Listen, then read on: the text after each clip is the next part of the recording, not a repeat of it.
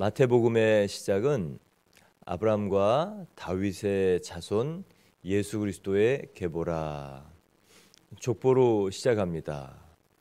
족보의 시작, 왜 그렇습니까? 예수 그리스도는 역사적으로 그리고 가족적으로 가문적으로 확실한 실존 인물이라는 뜻이 첫 번째 의미입니다. 예수님은 가상적으로 만들어낸 허구의 존재가 아니라 누구의 몇 대 손이라는 정확한 이 출생과 그리고 부모와 또 태어난 장소가 있는 역사적 실존 인물입니다. 또한 아브라함과 다윗의 자손 예수 그리스도의 계보라의 두 번째 뜻은 예수님은 하나님이 아브라함에게 약속하신 바로 그 메시아, 복의 근원이다라는 뜻입니다.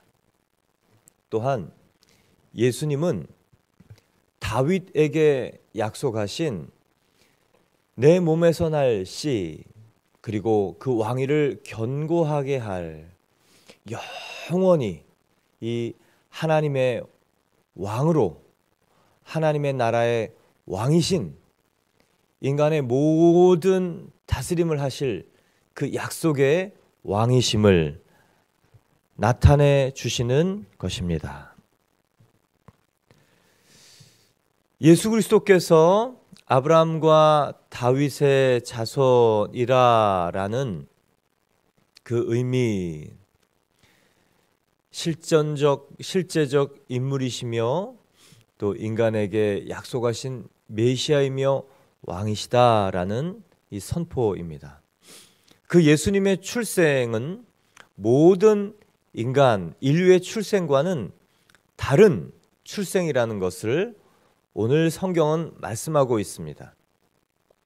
출생은 모든 사람에게 축복이죠. 그러나 요즘은 이 불임이 많고 또 출생하는 일을 꺼리는 일까지 생겼습니다. 그러나 고대로부터 또 동서양 막론하고 출생은 축복으로 여겨집니다. 성경에는 출생할 수 없는 사람들, 출산할 수 없는 상태의 사람들이 기적적으로 아들을 낳은 기적적인 출산이 많이 나타납니다. 대표적인 사람이 바로 아브라함입니다. 아브라함과 사라는 이미 단산했고 이 연세가 굉장히 많으셨죠. 99세 그리고 98세 그리고 100세의 아들을 낳았습니다. 이 기적적인 출생, 정말 믿지 못할 출생이지만 그 아들 이삭의 이름처럼 웃음, 그 사라의 웃음, 아버지 100세 된 아버지 아브라함의 웃음을 자아내게 했던 바로 그 존재가 기적적인 출생을 한 이삭입니다. 뿐만 아니라 또 성경에는 곳곳에 많은 이 기적적인 출생을 한 사람이 나옵니다. 사사기의 13장에 보면 마노아에 사는 두 부부 있었습니다. 임신할 수 없었던 그 아이가 출산하고 삼손의 이름을 받습니다. 독주를 멀리하고 삭도를 머리에 대지 않고 또 죽음을 가까이 하지 않는 이 나실인 서원으로 그 아이가 자라나게 되지요. 그러나 참 안타깝지만 서원대로 하나님 앞에 살지 않은 것. 물론 부모가 서원을 한 것입니다. 그러나 그 자녀가 하나님을 경외했다면 하나님의 이 거룩한 드려진 존재로서의 삶을 살았다면 정말 하나님께서 주신 그 재능과 힘을 많은 사람을 살리는 창조적 리더십으로 쓰임받을 수 있을 텐데 아쉬움이 있습니다. 그럼에도 불구하고 그 사람은 기적적인 이 출생의 사람이었죠. 또 있습니다. 사사기 끝 무렵 예, 이 사무엘입니다. 이 엘가나라는 이 남성에게 이 두 아내가 있었죠. 이 출산하지 못한 이 여인, 그 여인에게는 참 남다른 고통이 있었고, 그래서 하나님 앞에 울면서 기도했습니다. 아들을 주셔서 저의 수치를 명쾌해 주십시오. 아들을 주셔서 저의 이 경쟁 상대인 저 여자에게 서름받지 않게 해주십시오. 인간적인 고통으로 기도하러 왔지만 하나님이 응답해 주시지 않았습니다. 그러면서 이 여인의 기도가 바뀌는 것이죠. 하나님, 이 아들을 주시면 하나님 앞에 드려 하나님이 주관하시는, 하나님이 키우시는 자녀로 내어드리고 싶습니다. 그때 하나님께서 응답하셨습니다. 그리고 사사시대, 그때 왕이 없이 각자의 소견대로 하던 그 시대에 하나님을 왕으로 경외하고 존중하는 사람, 바로 사무엘, 어린 사무엘이 태어납니다. 그 어린 사무엘, 그 어머니는 서원대로 젖을 떼자마자 그 성소에 던져놓고 갑니다.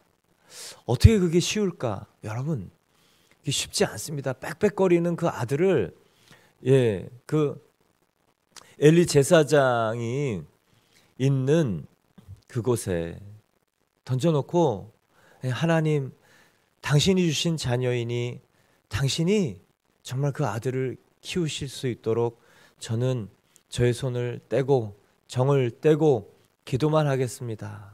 어떻게 그게 가능할까요? 그러나 이 여인의 오랜 고통, 그리고 자기를 위한 이 출산의 기도에서 이제 대의 하나님 나라를 위한 이 기도로 바뀐 그 여인의 오래된 고통에서 나온 기도. 그래서 때로는 하나님께서 우리의 기도에 더디 응답하십니다. 왜 그럴까요? 우리의 기도가 바뀌고, 바뀐 기도로 응답하시는 주님을 따라서 우리가 정말 나만을 위한 길이 아닌 모두를 위한 길을 갈 수 있는 기도를 할 때까지 기다리십니다. 그 사무엘이 자라난 환경은 그렇게 좋지 않았습니다. 그 엘리 제사장의 두 아들 불황자의 행악자였죠. 그러나 환경보다 더 중요한 것이 있다는 것을 성경에서는 배우게 됩니다. 교육 환경, 양육 환경보다 더 중요한 것이 성경의 곳곳에 있습니다.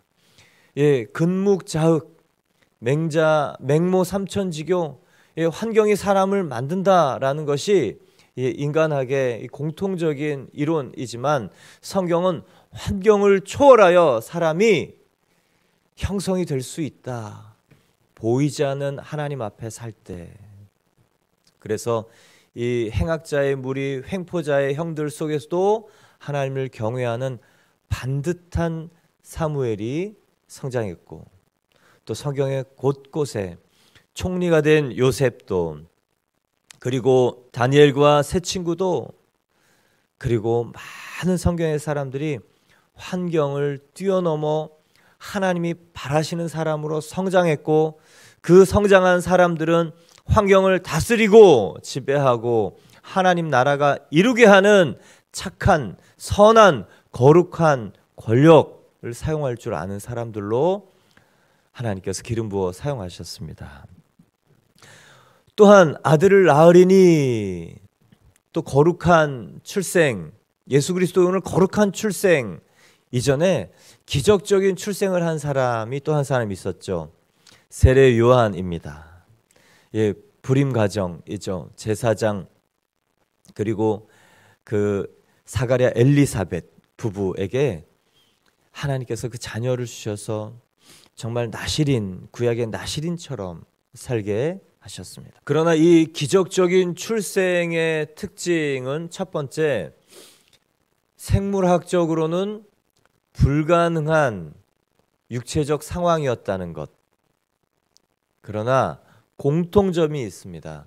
생식적인 방법으로 출산했다. 정상적인 이 부부의 관계를 통하여 생물학적인, 생식적인 출산이다. 그런데 오늘 예수님은 전혀 다른 출생을 말하고 있습니다.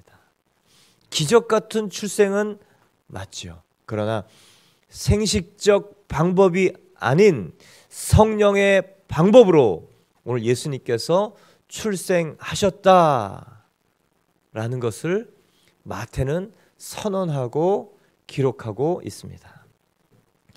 18절 보면 예수 그리스도의 나심은 이러하니라. 그의 어머니 마리아가 요셉과 약혼하고 동거하기 전에 성령으로 잉태된 것이 나타났더니.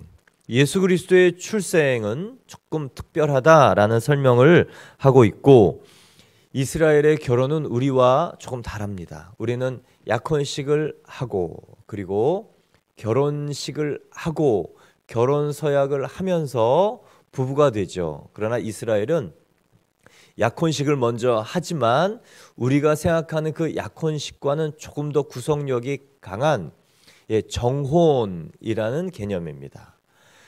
부부가 함께 한 가족, 한 집 안에 거하지 않고 따로따로 살고 있는 기간이지만 그 1년의 기간 동안 합법적인 부부로 기록이 돼 있고, 그래서 그것을 정혼이라고 표현을 하지만 이 부부의 동거 관계 안에는 들어가지 않습니다. 그동안 남편은 집을 준비하고 결혼 이후의 삶을 준비합니다.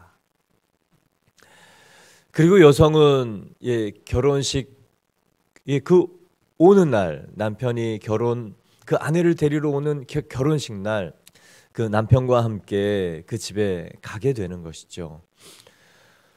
오늘 예수 그리스도의 잉태의 그 일은 정혼 기간, 약혼하고 남편과 이 동거하기 전에 있는 기간입니다.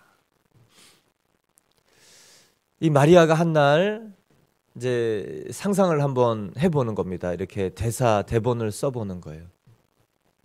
마리아와 이 요셉이 이 정혼 기간, 아직 동거하지 않는 기간에 살짝 만나서 참 데이트를 하는 것이죠. 이 요셉이 얼마나 보고 싶었으면 와서 이렇게 이 여인을 보고 또 데이트를 하고. 근데 이 마리아가 얘기를 하는 겁니다. 자기야, 나 믿지? 내 말 꼭 들어봐.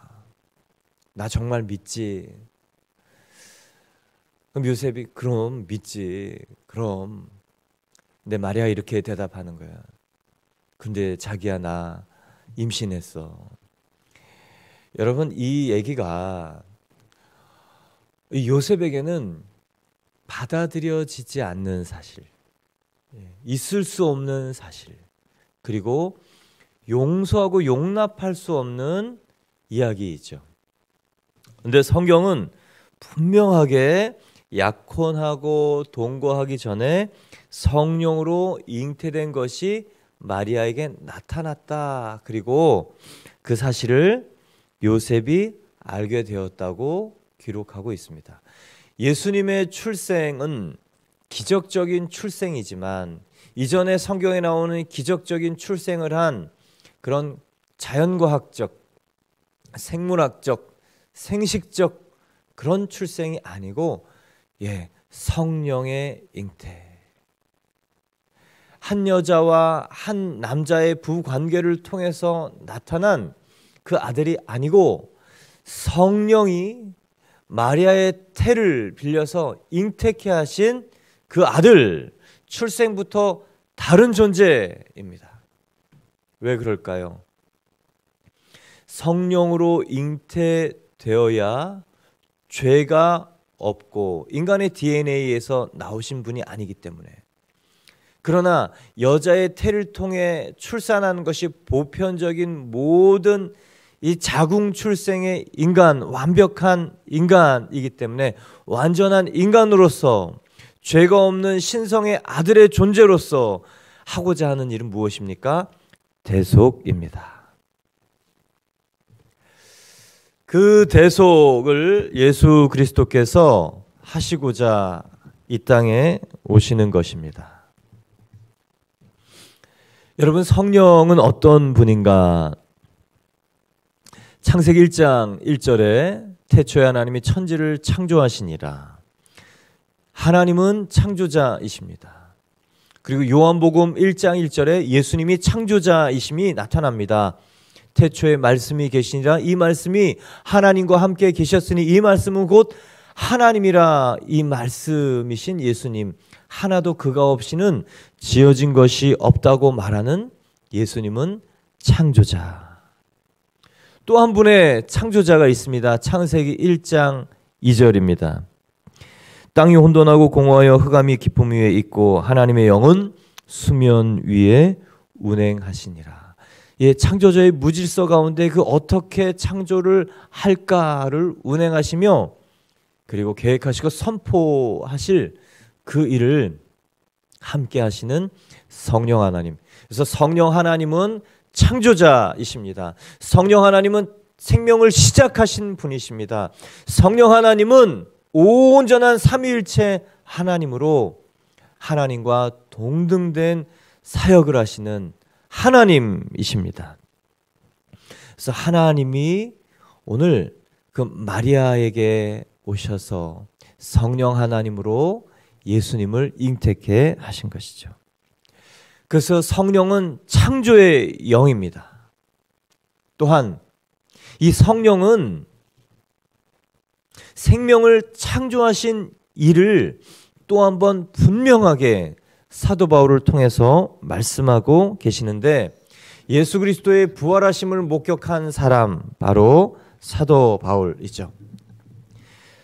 사도 바울이 그렇게 로마서 1장 4절에 부활하신 예수님, 분명히 십자가에 죽으신 예수님이 살아나신 그 담에색에서 그 광명의 빛을 보고 이제 로마서를 기록하면서 이렇게 얘기합니다. 로마서 1장 4절, 성결의 영으로는 죽은 자들 가운데서 부활하사 능력으로 하나님의 아들로 선포되셨으니 곧 우리 주 예수 그리스도시니라. 죽었다가 살아난 바로 그분 예수이시며 그분이 하나님의 아들이신 바로 그 일이 가능하게 된 것은 성결의 영이다. 예, 우리 쉬운 표현으로 하면 성령으로 죽은 자들 가운데서 살아나사 능력으로 하나님의 아들로 선포되셨다. 여러분, 성령은 살리는 영, 성령은 창조의 영, 성령은 부활의 영, 성령은 없는 것을 있는 것으로 가능케 하는 영이십니다. 할렐루야. 여러분, 그래서 성령을 우리에게 보내주시고자 예수님께서 다락방에서 계속 설교하셨고 보좌 우편에 앉으셔서 성령을 우리에게 보내주신 이유는 무엇입니까? 그분이 있어야 살기 때문에, 그분이 있어야 생명이 창조되기 때문에, 그분이 있어야 죽은 영이 살기 때문에, 그분이 있어야 부활이 있기 때문에, 그분이 있어야 죄가 사함을 깨닫게 되기 때문에 그렇습니다. 오늘 마리아의 출산, 이것이 바로 성령으로 된 것이고, 예수 그리스도의 나심은 그 아버지 요셉에 의한 자연적 출생이 아니고 성령에 의한 하나님의 위로부터의 출생이다라고 마태는 선언 기록합니다. 그래서 마태복음의 마태의 이 사관 기록 관점에 예수의 출생 앞에 꼭 마리아에게서 낳았다라는 기록이, 바로 그 기록, 보통의 기록은 아버지의 이름을 넣고 그 아들을 낳았다라고 얘기합니다. 그러나 요셉의 아들로 낳아진 예수를 요셉에게서 낳았다 기록하지 않습니다. 마리아에게서 낳았다. 이게 1장 15절입니다. 그리고 요셉도 마리아의 남편, 예수의 아버지라는 기록보다는 마리아의 남편 요셉으로 성경에 기록되고 있는 이유는 예수님은 인간의 몸으로 이 땅에 오셨지만 생물학적인 DNA를 요셉에게 받아서 출생한 것이 아닌 성육신, 거룩한 출생, 완전한 하나님이시며 완전한 인간으로 오신 바로 그분이 예수님이시다. 여러분, 우리 인간에게는 그런 상상, 그런 계획, 그런 생각을 할 수 있는 능력이 없어요. 이 베레데우스, 베레호모, 완벽한 사람이고 완벽한 인간, 그 존재로 이 땅에 오셔야 하는 생각을 인간은 할 수 없는 이유는 인간은 대속의 상상을 할 수 있는 존재가 아니기 때문입니다. 인간은 남을 대신해서 자기가 죽어야 된다고 생각하는 그런 생각을 할 수 있는 존재가 아닌 이유는 타락한 본성 때문에 그래요. 그러나 우리 인간이 타락하여 그 죄로 인해서 정말 서로 물고 뜯고 죽이고 그 일을 하는 동안, 그리고 하나님을 마음에 두기 싫어해서 정말 하나님을 거부하는 동안, 하나님은 어떻게 인간을 살릴까? 그 대속자의 조건 하나님께서 생각하시고 그 기준을 만족시키시고 완벽한 인간이자 완전한 사람으로 바로 그 예수님을 보내실 생각을 하신 분이 바로 하나님이십니다. 왜요? 인간을 대속하게 하시기 위해서. 그러나 그 일이 20세가 안 된 요셉, 이 정혼한 요셉, 보통 이스라엘의 정혼은 여성들은 13세에서 15세, 남성들은 15세에서 18세 이렇게 한다고 합니다. 우리로 말하면 중학생, 고등학생이죠. 중고생에게 이런 이해할 수 없는, 용서할 수 없는 일을 용서하고 이해하고 받아들이는 것이 쉽지 않지만 이 요셉이 받아들입니다. 19절, 그의 남편 요셉은 의로운 사람이라 그를 드러내지 아니하고 가만히 끊고자 하여. 의로운 사람이란 첫 번째 뜻은 율법을 지키는 데 열심이라는 뜻입니다. 그래서 율법으로 의로운 사람이다라는 이 기준에 의하면 마리아는 양가 부모에게 알려지고 그리고 투석형, 돌맞아 죽어야 될 사람입니다.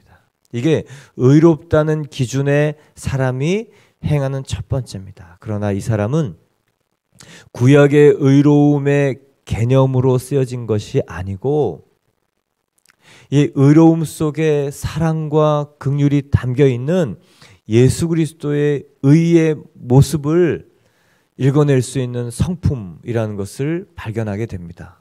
그래서 이를 크게 법대로 하지 않고 드러내지 않고 가만히 끊고자 하여 이 마리아에게 다시 기회를 주는 거죠. 법대로 하면 돌을 맞아도 합법적인 일입니다.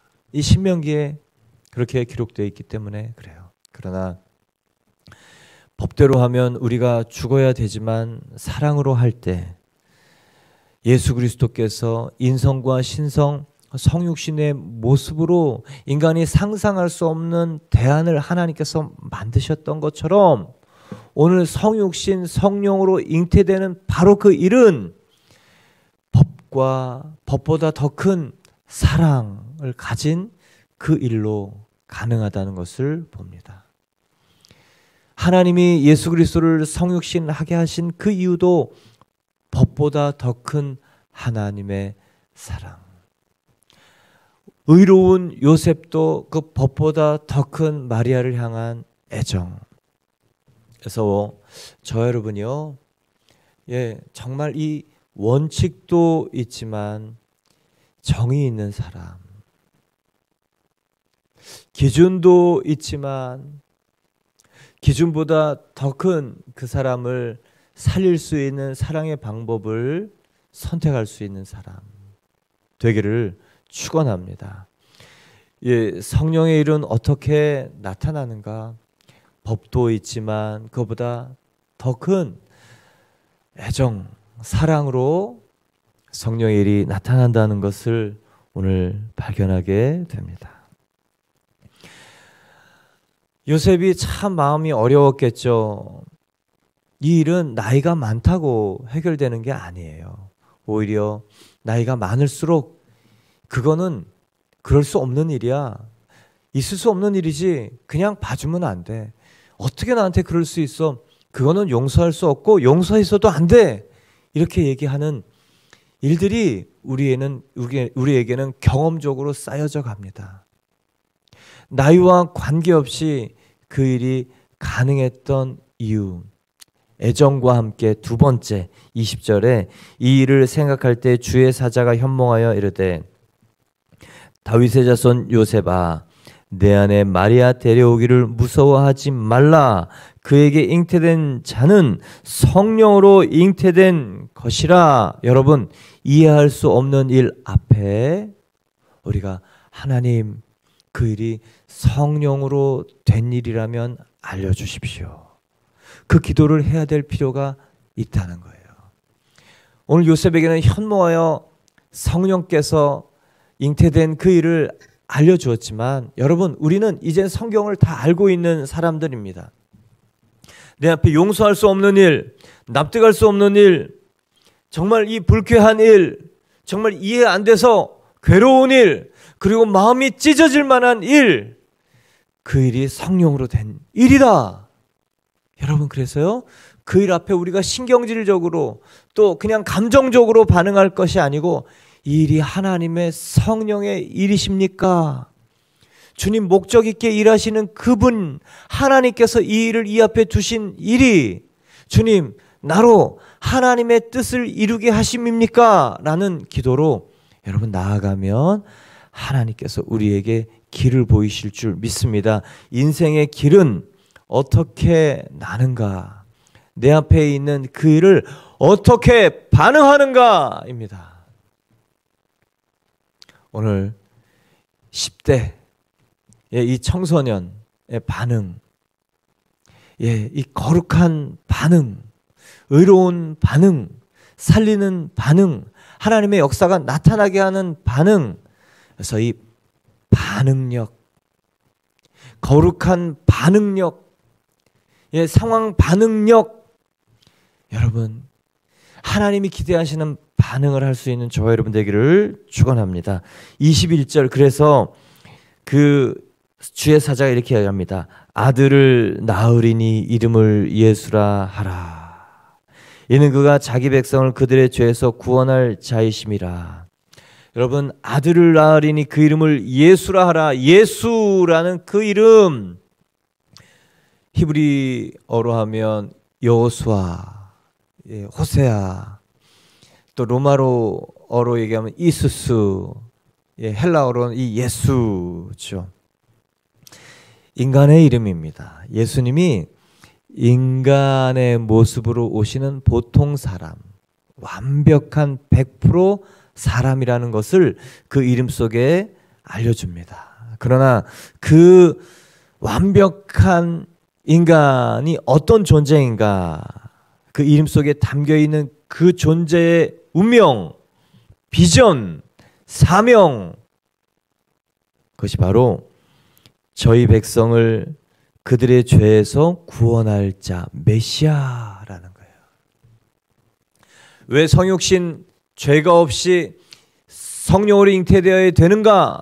인간은 죄가 있기 때문에 모든 인간의 DNA를 받고 난 존재는 태어나면서부터 허물과 죄로 죽었던 존재입니다. 죄의 타락한 본성 가지고 태어납니다. 그래서 인간의 생물학적인 DNA가 아닌 성령의 DNA, 하나님의 DNA, 그러나 이 자궁출생이라는 인간적인 보편적인 시작을 통해서 인간이 만들어졌지만 그분은 하나님, 예수는 하나님, 예수는 죄가 없으신 분. 왜요? 대속의 조건, 우리 죄를 대속하기 위해서, 죄가 있는 존재를 대속하기 위해서. 여러분, 누가 우리 죄를 대속할 수 있겠습니까? 아무리 나를 사랑해서 부모님이 나를 위해서 100번을 죽어도, 100사람이 나를 위해서 죽어도 각 사람은 각 사람의 죄 때문에 죽어야 되는 거예요. 그 마음은 감사하지만 내 죄는 사해지지 않아요. 내가 죽어야 됩니다. 그런데 나의 죽음이 예수님의 죽음과 함께 엎어져서 십자가에서 죽으심으로 예수님께서 내 죄를 사하셨습니다. 그리고 나는 그 십자가에서 죽고 부활하여 나는 새로운 생명을 받는 것이죠. 예수님의 이름 속에 담겨있는 존재의 운명, 사명, 비전, 자기 백성을 저들의 죄에서 구원할 메시아. 여러분, 그래서 성령으로 잉태되어야만 그것이 가능했습니다. 그리고 여러분, 성령이 오셔야만 우리의 죄가 깨달아지고, 성령이 오셔야만 우리 죄가 사해진 것을 감격하게 되고, 성령이 오셔야만 예수님과 함께 내가 십자가에 못 박힌 존재라는 옛사람의 죽음과 처리가 깨달아지고, 성령이 오셔야만 내가 부활의 영으로 덧입어서 예수 그리스도의 생명, 하나님의 자녀되는 은혜와 권세를 받았다는 것을 알게 됩니다. 이 성령의 내주. 그래서 성령은요, 창조의 영이요, 부활의 영이요, 살리는 영이요, 그리고 예수 그리스도의 모든 생명의 일을 나에게 넘겨주시는 보혜의 영입니다. 여러분, 오늘 성령으로 덧입는 날 되기를 바랍니다. 에스겔 37장에 보면 이 죽음의 골짜기, 사망당한 자, 마른 뼈의 환상이 성령으로 놀랍게 살아납니다. 마른 뼈들의 무덤, 그곳에 성령이 정말 임해와서 뼈가 붙고 신경이 붙고 힘줄이 붙고 그 스킨, 살이 붙었지만 움직이지 않습니다. 그런데 그 마른 뼈를 향하여서 대언의 영이 임해서 생기야 사방에서 불어와 살게 하라, 생기야 사방에서 불어와 살게 하라, 생기야 사방에서 불어와 살게 하라. 하나님의 영, 하나님의 호흡이 그 마른 뼈들, 죽어있는 시체들 가운데 불어 들어가니 그 뼈들이 생기가 임하고 살아나고 생명이 되고 군대가 됩니다. 여러분, 그래서 오늘도 성령이 우리를 주장하시고, 성령이 우리 교회 가운데 바람을 불고, 성령이 모든 하늘문을 열고자 하는 사람들 그 심령과 입술과 그 기도 가운데 임하여서 살게 하는 그 일을 감당케 하는 역사가 있을 줄 믿습니다. 여러분, 다른 것으로는 사람이 살아나지 않습니다. 창조의 영, 부활의 영, 성령, 죄를 사하는 성령. 그래서 예수님께서 성육신, 동정녀 마리아 출생하신 것입니다. 정말 그 놀라운 하나님의 계획, 방법, 감사하지 않을 수 없습니다. 여러분, 오늘도 하나님께 감사 감격하며, 오늘도 성령의 사람으로 생기야 사방에서 불어와 살게 하라. 사망당한 사람, 가망성 없는 사람, 이미 썩어서 부패해서 시체가 되었고, 그리고 살갗이 다 썩어 문드러지고 뼈만 남은 이 사람, 앙상한 이 사람도 살아나서 군대가 되는 그 역사가 성령으로 가능하다는 것을 오늘도 믿고 선포하는 사람들을 통해서 그렇게 될 줄 믿습니다. 할렐루야, 할렐루야. 오늘도 예수 그리스도의 나심으로 말미암아 우리에게는 생명과 그리고 성령을 보내주심으로 말미암아 우리는 성령의 사람, 생명의 사람 되었습니다. 오늘도 그 예수 그리스도의 놀라운 은총이 우리의 마음 가운데 내주하시는 성령을 통하여, 또 아브라함과 다윗과 그리고 마리아와 요셉의 순종을 통하여 나타난 것처럼 우리의 그 순종과 협력을 통하여 생명의 일이 나타날 줄 믿습니다. 우리 함께 기도하겠습니다.